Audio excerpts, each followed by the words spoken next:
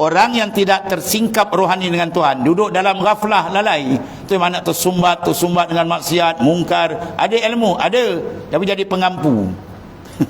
Ampusana wa ampusini. Tu kalam Ustaz Riz. Ada ulama balik Mesir, jadi ampusana, ampus. Sebab apa? Rohani dia tak terbuka. Ada ilmu, sekadar kenal Tuhan dia. Boleh baca tafsir, boleh baca hadis, boleh ceramah, boleh apa, tapi rohani tak terbuka. Bila rohani tak terbuka, dia terhijab, dia tak nampak lagi keagungan kebesaran Tuhan yang maha dahsyat. Menyebabkan dia tunduk pada nafsu lagi. Sebab dia ada ilmu tapi ikut nafsu. Tapi ahli mukasyafah tersingkap kehebatan Allah, tak berani dia dengan jalal jamal dia tu. Oh, Tuhan buka. Sebab dia kata man zak man lam yazuk lam yazuk. Siapa rasa dia rasalah.